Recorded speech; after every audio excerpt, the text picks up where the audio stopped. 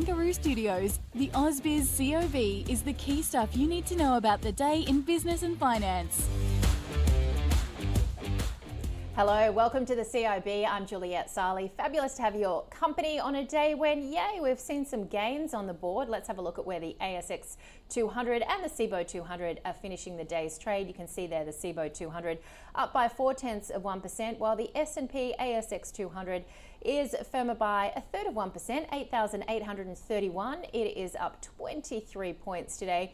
And a very big push coming through from the materials sector. In fact, it really is BHP and the materials really offsetting these broad losses elsewhere. Oil extending gains, the US resuming its blockade on Iranian shipping in the Strait of Hormuz. So let's get to the themes of the day and BHP boost, because when you see the big Australian with a big jump like this, it is going to lift the entire market. BHP having its biggest one-day gain since the start of April. It's up 8%, can you believe, over the past 5 days. Still down about 6.5% over the past month. We had Rio coming through with some numbers today, but really just this really solid push for our materials stocks driving some of the momentum in the miners. Growth gap, we did see China's annual economic growth slow sharply to 4.3% in the second quarter, to a 3.5-year low, so it missed market forecasts. This was due to weak domestic demand, the Iran war oil shock outweighing stronger production and exports. Andrew just spoke to ANZ. They have revised down their forecasts for overall growth in China, and of course a lot of calls that there might be some more need for stimulus from the PBOC. And then betting on the banks, we had second quarter earnings season in the US kick off overnight. 5 of the big US banks reporting solid results off the back of surging trading revenue, and a lot of this to do with SpaceX. The IPO raked in around $500 million in fees for the banks. The CEO of JP Morgan, Jamie Dimon, indicating it may be getting as close to as good as it gets. The bank posted the highest quarterly profit ever from a US bank, and it made $6 billion from equity trading alone.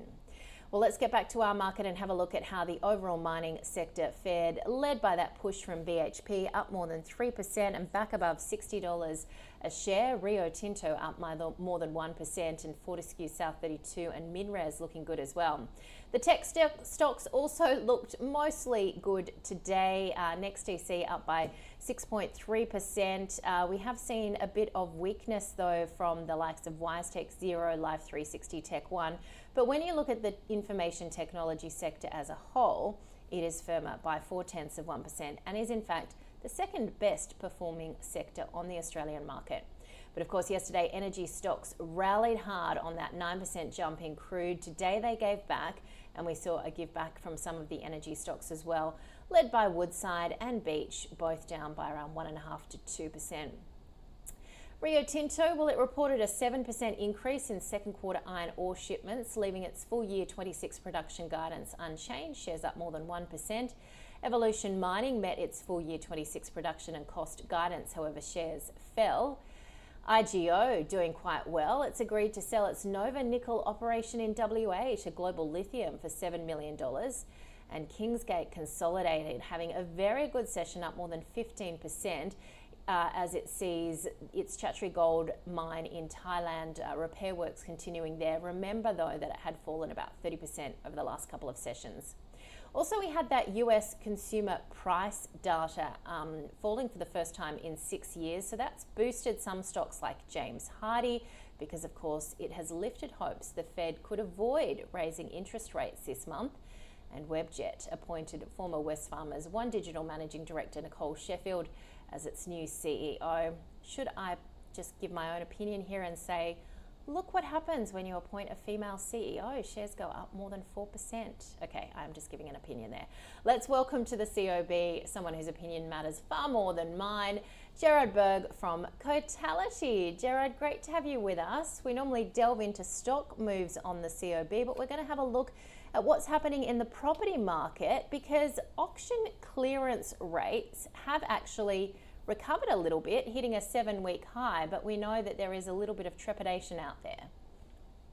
Yeah, that's right. So we've got our finalised numbers out today, which show that last week we saw a clearance rate of 48.6% across the country. So it was the strongest result that we've seen in recent times. All for the last 7 weeks, we have seen clearance rates below the 50% mark, but it still points to a market that is adjusting to the new realities of this kind of weaker demand that we're seeing from potential households, and perhaps vendors haven't quite caught up yet. So where are we seeing, I guess, the major moves? Because we know that there's still a lot of demand in the likes of Sydney because there just isn't enough supply to meet demand. But where are you sort of seeing the major moves? So both Sydney and Melbourne moved back up above the 50% mark. They're, of course, the two markets that are the most important for the auction market across the country. But it's some of those mid-tiers that we've seen the real weakness, both Adelaide and Brisbane, for example. And I think when we look at the performance of home values in our daily indices that we're really tracking a lot more closely, we've seen both Adelaide and Brisbane move quite a bit weaker, now moving into negative territory over the course of July so far, which that I think really points to that potential mismatch between what potential vendors are expecting and what the market is really willing to abide by, I guess, in those two markets. And what happens now, Gerard, particularly with when you say what buyers are willing to sort of accept, because we are expecting a further downturn and we may not yet be done with interest rate hikes either? Yeah, there's still some uncertainty around interest rates. I guess one of the big four banks in Westpac still sees two more to come, but the other three are all remaining on hold with their current views. But even in this kind of environment right now, we see affordability challenges being a key issue. That's seen buyers potentially looking either at lower value properties being priced out in the middle, or increasingly looking into the unit sector as well. So there's been that sort of shift in the demand side of the market. We are also seeing at the moment, as demand has been weakening, that auctions have been losing their shine a little bit. So people who have been listing their homes for sale, which has been a decreasing number in recent weeks, increasingly they've been looking towards private sales where they perhaps have a little bit more certainty than the volatility that we have seen in the auction market more recently. And when you look at some of these clearance rates, does a lift in clearance rates necessarily translate into rising housing prices, and therefore does a decrease mean lower prices, or is it just simply that some people might have to accept a different offer and not go to auction? Yeah, so certainly when the clearance rate is much higher, it really speaks to that strength of demand. And usually that'll be a scenario where you've got multiple bidders competing for a single property and really driving those values higher. The transverse or inverse, I suppose, correctly, is also true that the current clearance rates do point to that weaker condition, and I think still the mismatch that we have between buyers and sellers. This is a market nationally and within the major capitals that has been really deteriorating quite rapidly. And when you consider the length of time that an auction process goes on, from potentially a month or so from the initial listings, the expectation of bringing people through a home until the final process, that's been a time frame that we have seen a lot of change. And so realistically, I think that's why this adjustment that we're seeing is underway.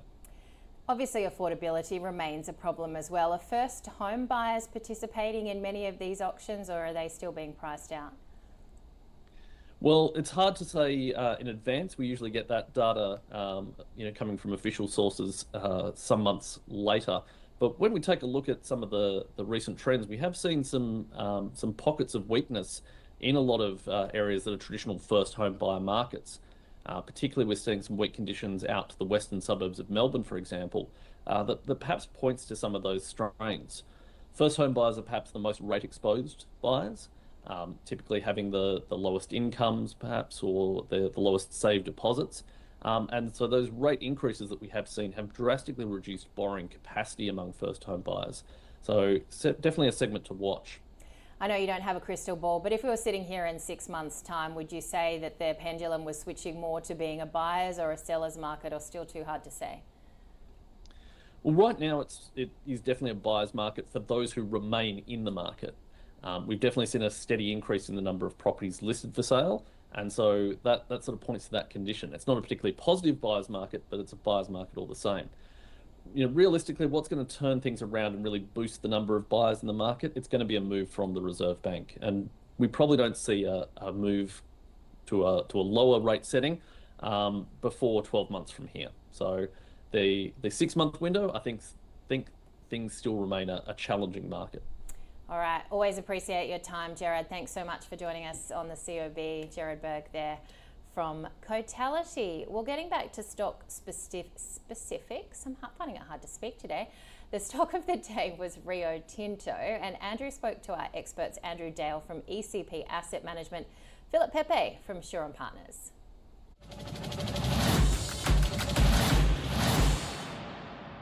Production guidance is a lot more easier to give than earnings or revenue guidance. So Rio Tinto has been around for a long time. It mines iron ore, copper. It knows what it's going to pull out of the ground. It knows what's in the ground. So, and the production guidance was there or thereabouts. They had a tough start to the year with some weather events. Start of the year, it hurt their ability to produce. They played a bit of catch up. So they basically said today they're on track.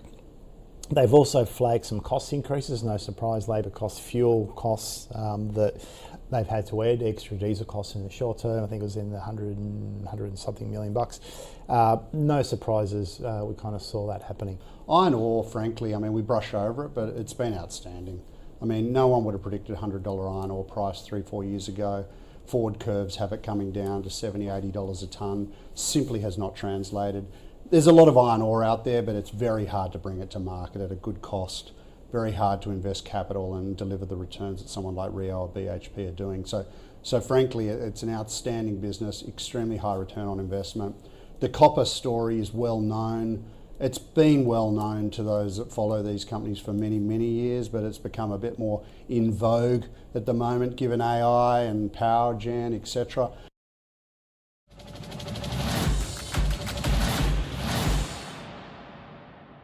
Let's have a look at some of the leaders and laggards in today's session. No surprise, Kingsgate Consolidated leads the pack there after it came through with an update on its Thailand gold mine, reversing some of the weakness that we've seen over the last couple of sessions. Now, I mentioned tech was doing really well before, but unfortunately the stocks that we showed on the screen didn't reflect that. But there you go, you can see Zip up 9.5% and NextDC up by 6 1/3%. To the downside today was a lot in the materials sector. We did have quite a few updates, so Regis and Evolution down, but of course, as I mentioned, we had that big boost from BHP and Rio, which offset some of those laggards in the materials space. ResMed continued to be sold off, and Xero was one of the tech stocks that didn't do as well. In the small end of town, we had Nyrada up by an impressive 38%, Alligator Energy also getting a boost, while in the small end of town, the laggards looked like this, including Horizon Gold, which was off by 7.4%. Tonight, we get US PPI, US crude oil inventories as well. The Bank of Canada has an interest rate decision. We also have the EU industrial production and India trade balance will be likely tomorrow, and the Bank of England MPC member speaking, while quarterly earnings also continue. You've got Morgan Stanley, BlackRock, Johnson & Johnson, Bank of New York, and United Airlines among those coming through with earnings updates. Tomorrow, that's looking very, very far ahead in terms of tomorrow night, but I'll give you a quick look in terms of what we might be expecting locally. Of course, there might be some more quarterly updates coming through as well. And just give me 1 second to get my calendar up. We will be looking, I should know this off the top of my head, shouldn't I? But this is what happens when you get to Wednesday.